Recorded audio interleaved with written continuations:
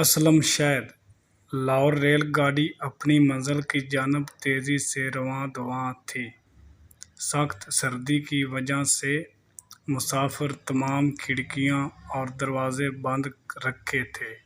رات گہری اور سردی حد سے زیادہ بڑھ گئی تھی۔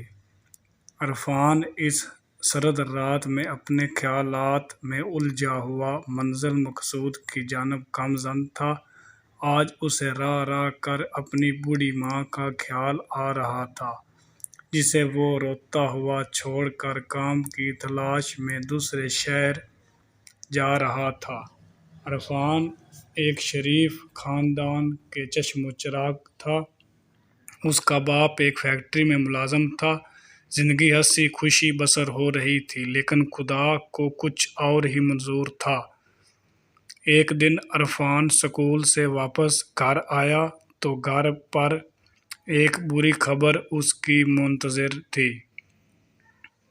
اس کا باپ آج ان دنوں چھوڑ کر اپنے خالق حقیقی سے جا ملا تھا۔ جاری ہے، عرفان کی ماں کا رو رو کر برا حال تھا۔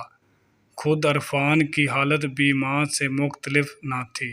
عرفان کو اپنے باپ کی موت کا بے حد دکھ تھا، لیکن صبر کے سوا اس کے پاس کوئی چارہ نہ تھا۔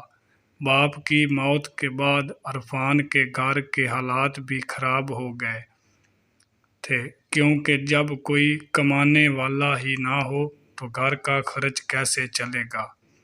عرفان ایک باضمیر نوجوان تھا۔ اس نے برداشت نہ ہو سکا اس کے ہوتے ہوئے وفات تک پہنچے۔ اس لیے عرفان نے اپنے شہر میں کام کی تلاش شروع کر دی، لیکن اسے ہر جگہ مایوسی کا سامنا کرنا پڑا۔ آخر تنگ آ کر اس نے اپنی ماں سے دوسرے شہر جانے کی اجازت مانگی۔ آخرکار عرفان کے اصرار پر اس کی ماں نے بڑی مشق سے اسے اجازت دے دی اور آج وہ اپنے مختصر سے سامان کے ساتھ دوسرے شہر جا رہا تھا۔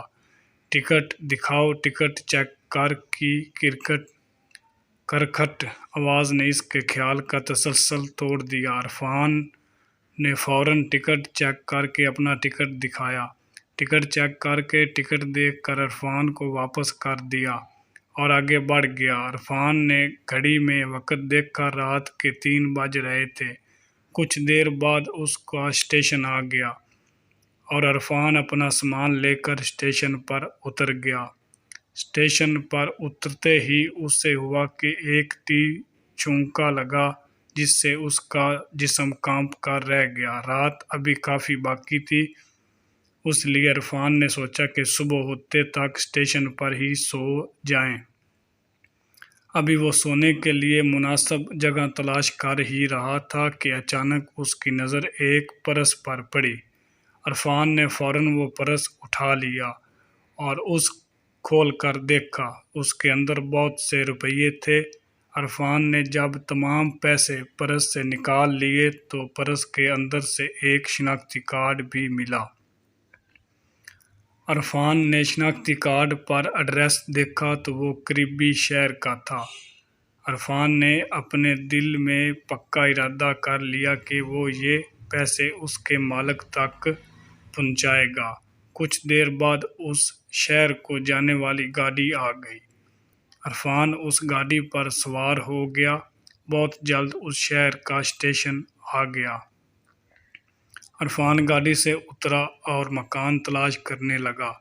سورج اپنی کرنوں سے روشنی پھیلانے میں مصروف تھا۔ کچھ دیر بعد عرفان ایک مکان کے سامنے کھڑا تھا۔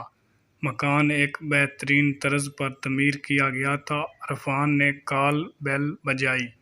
کچھ دیر بعد ایک خوش پوش نوجوان باہر نکلا۔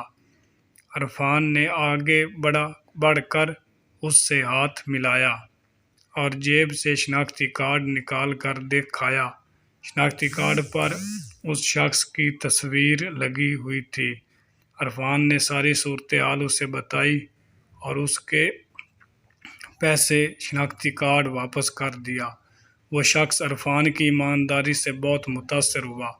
عرفان کو اپنے ساتھ اندر لے گیا۔ اس شخص نے عرفان کی خوب خاطر تواضع کی اور دوسرے شہر آنے کی وجہ پوچھی۔ یہ نوجوان ایک بہت بڑی فیکٹری کا مالک تھا۔